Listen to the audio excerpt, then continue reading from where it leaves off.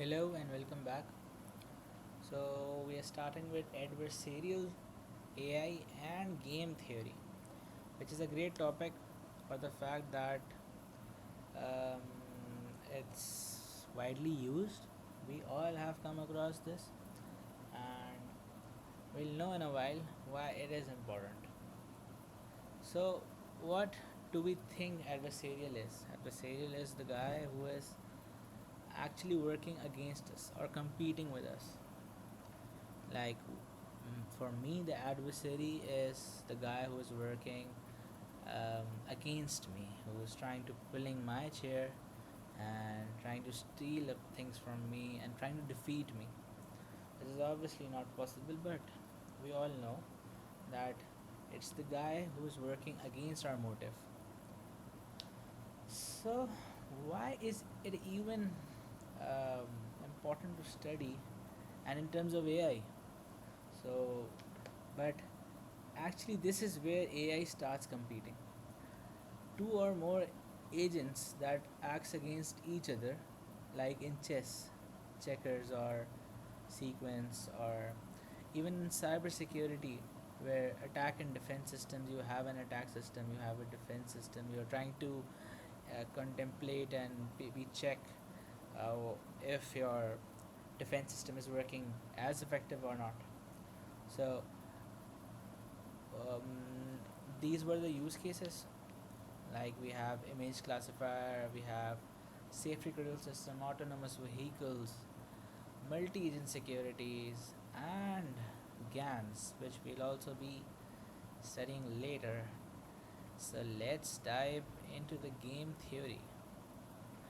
We again get this same slide, but the game theory.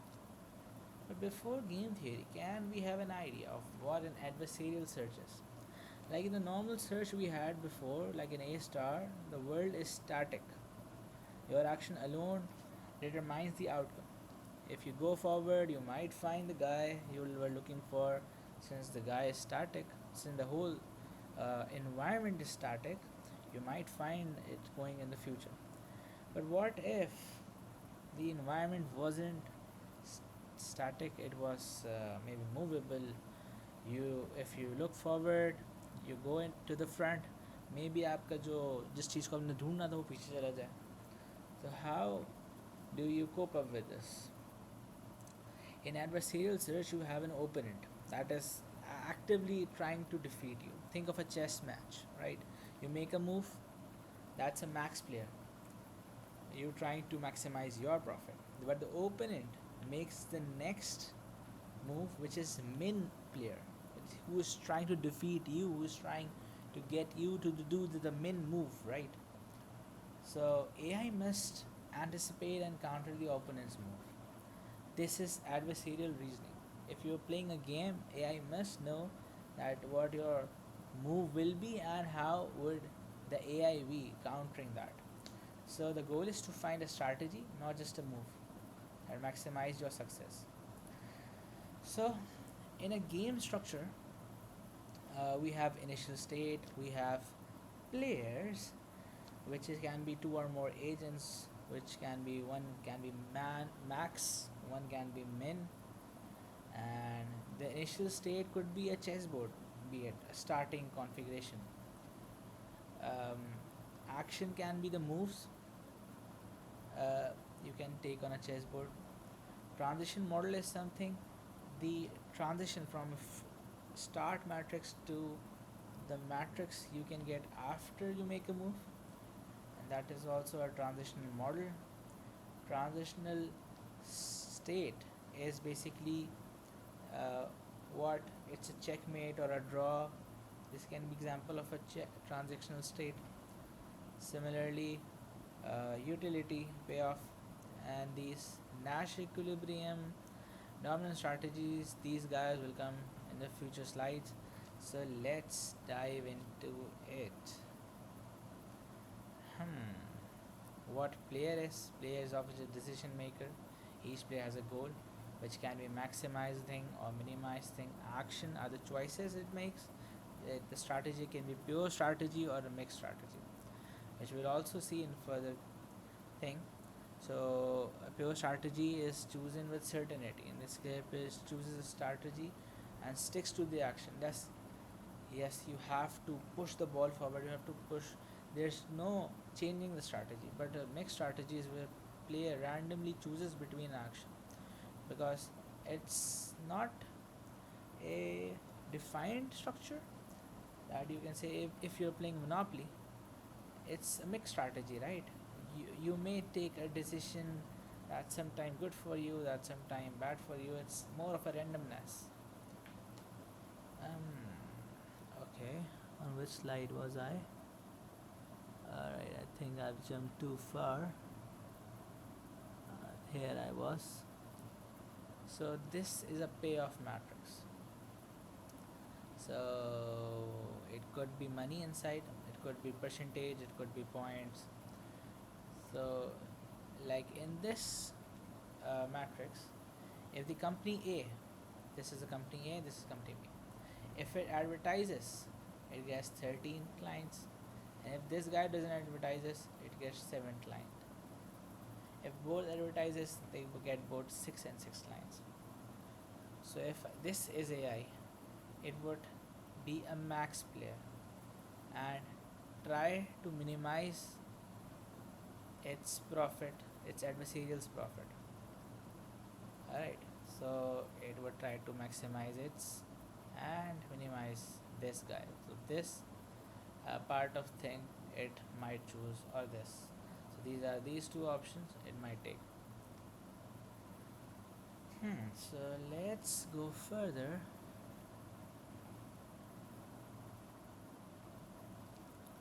So what's a normal form? Do I have it?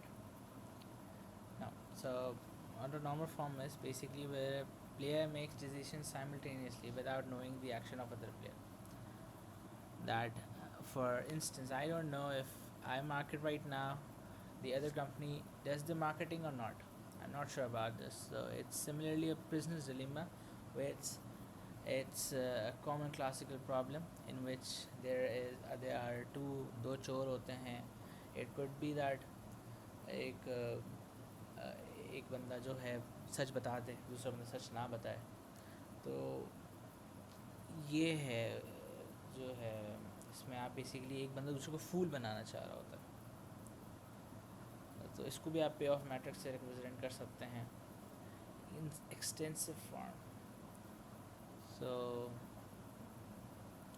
extensive form is basically where player make decision at different time. Game tree बन सकता है, like it's similar to tic-tac-toe.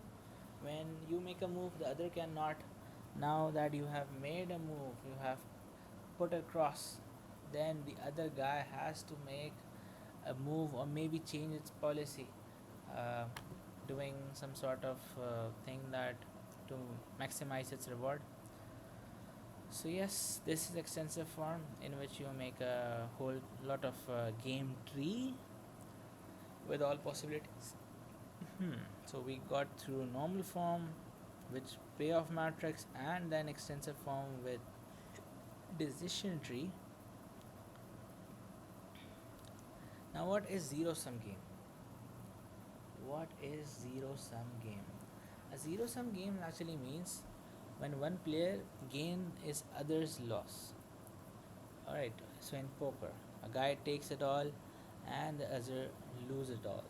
So it's not a song, but it's the game which is.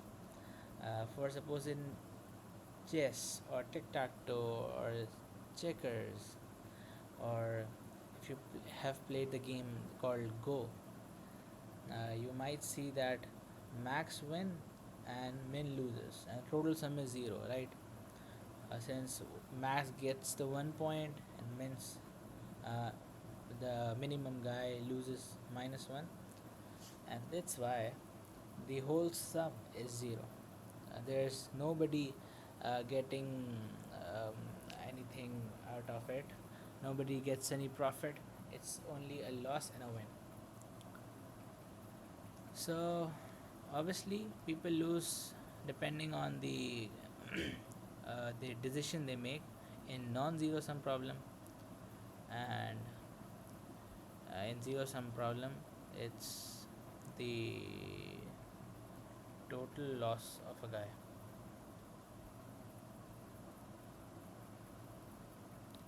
Alright, what's a pure strategy and mixed strategy? We did discuss this. Um, so, what is it? It is basically that a player might choose to cooperate or defect, like it would try to help the other guy, or maybe prove to be a problem for the other person. Like in Prisoner's Dilemma, either either of the guy are um, परेशान है कि दूसरा वाला बंदा बता ना दे कि yes we are the चोर. तो yes, but in pure strategy there is no randomness involved. The player chooses one particular action at a time, while in mixed strategy there is a probability to make decisions, right? A player randomizes a different strategy. In rock paper scissor हो सकता है कि आप हार जाओ, मतलब you आप लाओ सीजर, अगले वाला भी सीजर लिया है, बट ये प्योर स्ट्रैटेजी में देयर इज़ नो रैंडमनेस, उसमें लॉजिक लेस कुछ नहीं होता. Mix strategy is logic less, क्योंकि आप रैंडमली कुछ भी ला रहे हो, प्रोबेबिलिटी है कुछ भी आपके हाथ चल जाए और आप कुछ ले आओ. सही है. तो इसमें mix strategy are use when players are uncertain about the actions of other और want to avoid being predictable, right? Dominant strategy is that yields a higher payoff regardless of what the player does, because it leads to better outcome no matter what the opponent strategy is. It always leads to better outcome than cooperating no matter what other player does. Nash equilibrium. So what is Nash equilibrium? Let's give it a lead.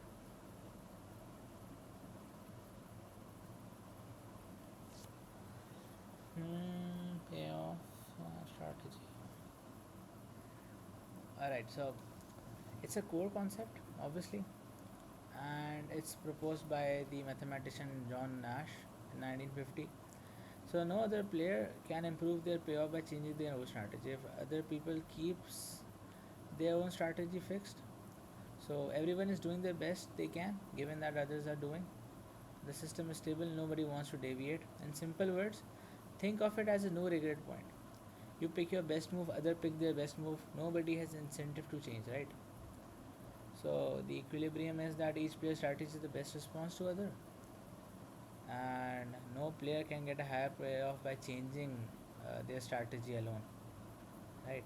If prisoner A stays silent, uh, or if prisoner A betray, that's up to them, right? If prisoner A stays silent, B can reduce sentence by betraying. If A betrays, B's best choice is to betray. Alright, the same goes for A. So both betray leading to -5, but the best thing for A could be that uh, A stays silent, so B can reduce sentence by betraying. Alright, and B's best choice is also to betray if A betrays. So in the Nash equilibrium, this stands as betray. Like also the A betrays and B also betrays.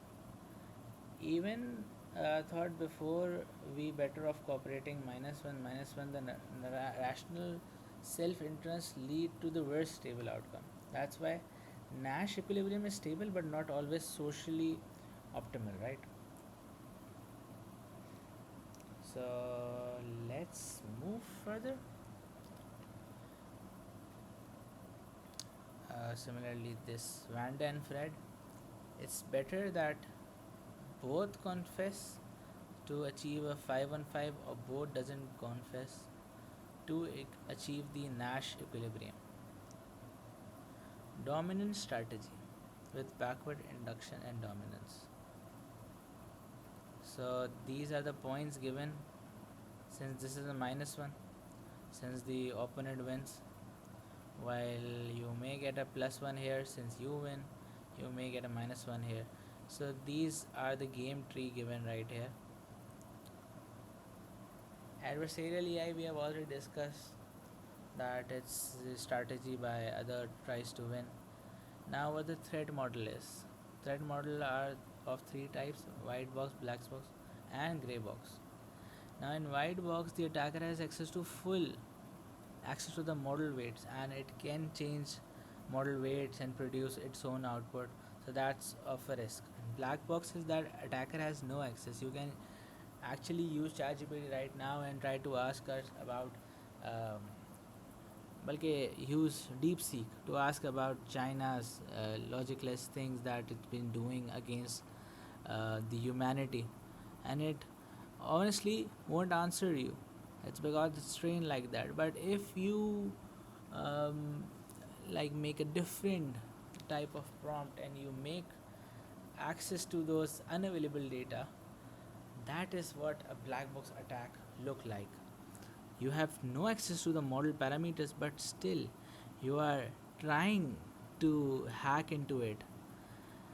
While the gray box is also similar, you have partial knowledge, yes, that this area is the gray listed, but still you have the knowledge of architecture but not the weights. You have the architecture knowledge, yes, it is blocked in a way, and you try to use that thing. So in white box you have access to everything. You can even change the weight according to you. In black box you don't have access to anything, but you have the access to the data input output pairs available. But in gray box you have the access to the architecture by which you can manipulate things. Alright, so the type of attacks are also similar.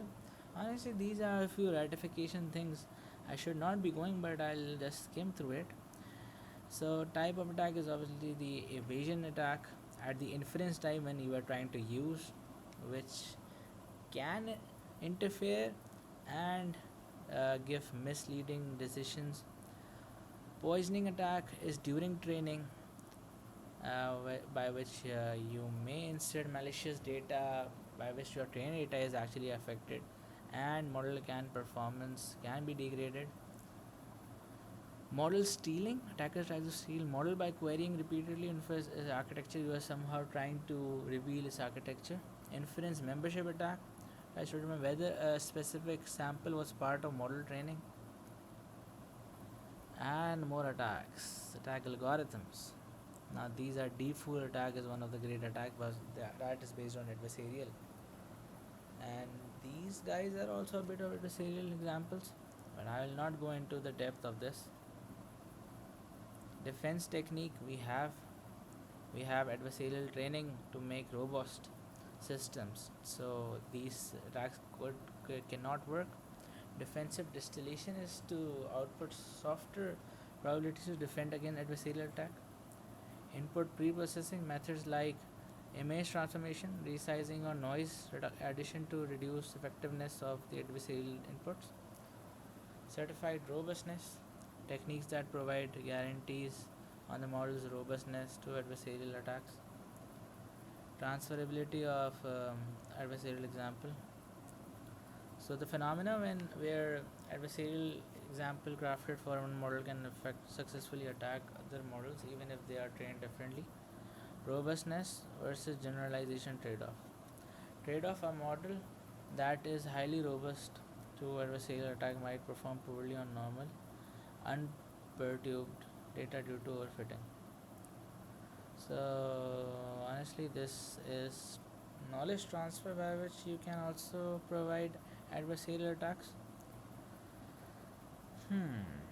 FSGM, fast gradient science method, is simple, fast, and effective method for generating adversarial example leveraging the gradient of the loss.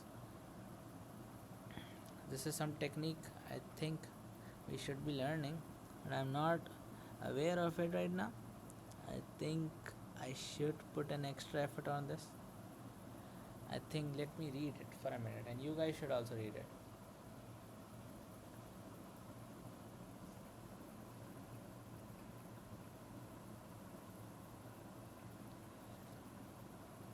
Okay, so it's fast gradient sign method.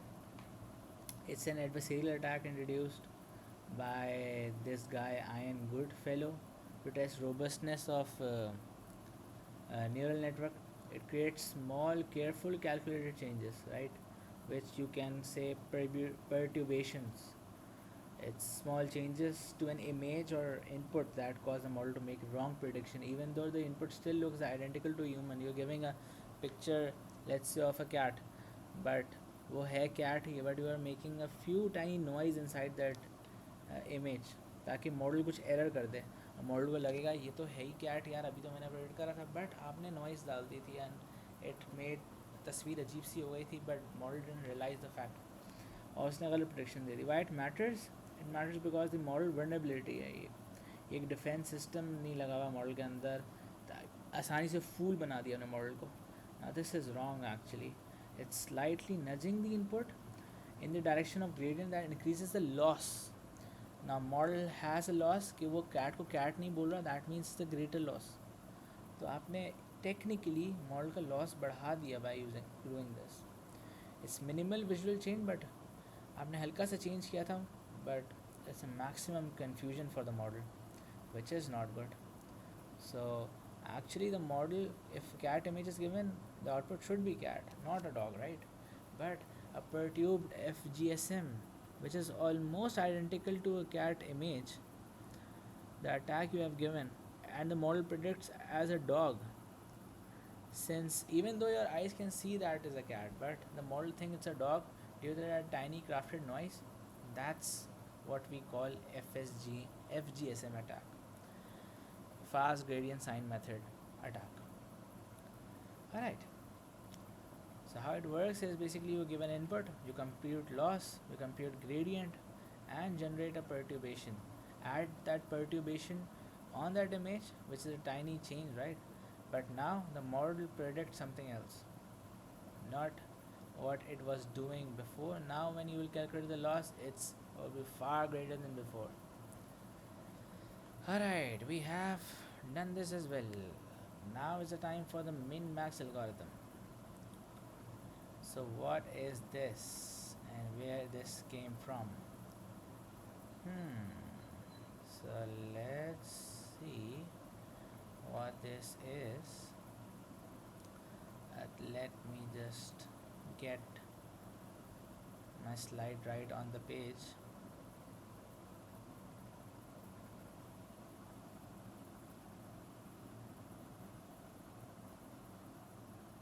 Okay. So min-max algorithm, this is the heart of adversarial attack, right? Both players play optimally. Max tries to maximize the final utility, min tries to minimize it. The algorithm explores the entire game tree which is right in front of you and decide which moves guarantee the best outcome for max, assuming min also plays perfectly, right? So you first have this max layer, then you have min layer. You have max layer, then a min layer. So alpha is for the max, beta is for the min. Now let's see what is happening right here.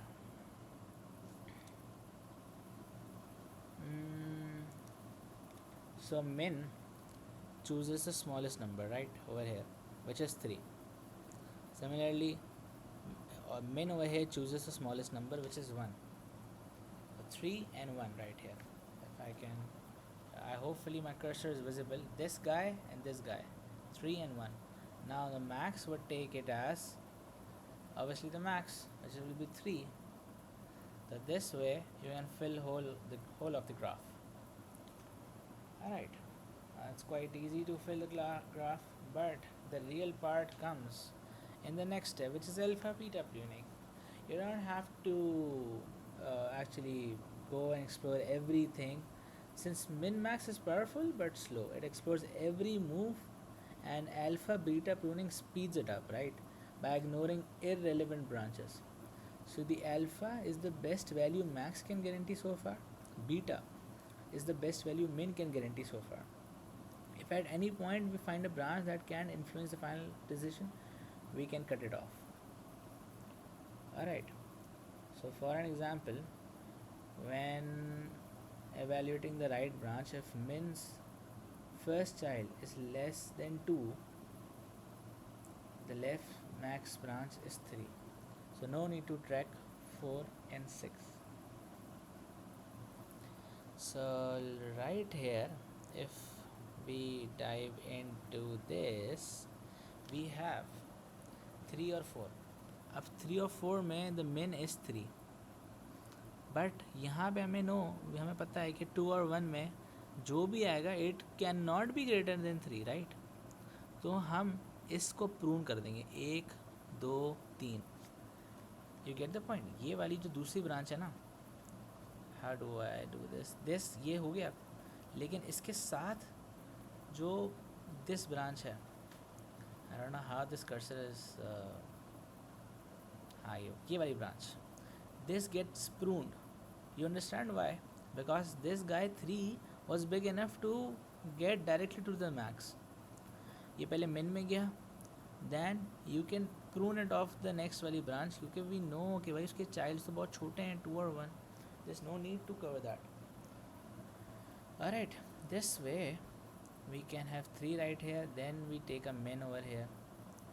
Now over here we can also prune. The fact that 7 and 8 में से हम निकालेंगे छोटा, which will be obviously 7 and 9, and take the max over here, which will be also 9, but we are doing min over here, so there's no need to calculate this will obviously get pruned, so we directly take the 3 right here. So this is how it's done in alpha beta pruning. Lastly, we have GANs. Now we give a picture to GAN and we try to make it again, so it's this type of thing, a latent space. This is basically a latent space, so we give a real image to GAN, a discriminator, right, and noise to generator, so that it can generate better and better images. What discriminator does is that it says no, this is a problem, you have to do it again. It passes out back to the generator generates it again, adds some noise and give it back to discriminator. Now discriminator sees that it's still not near to the cat we need to have, and what it does is pass it off again to generator till threshold is reached. So this whole mathematical formula over here that might not be important right now, but we know this is the part of discriminator while this is the part of generator. We can have a latent space over here which the GAN uses generative autoencoder, and this is how it's done. We'll be getting back to this thing, and in the later slides we have this. Hoping to see you back again and hope you enjoyed the lecture. If you did, please do subscribe and hit the like button. Let me know in the comments how would you like my lectures to be. Thank you guys for the love. Bye and thank you so much.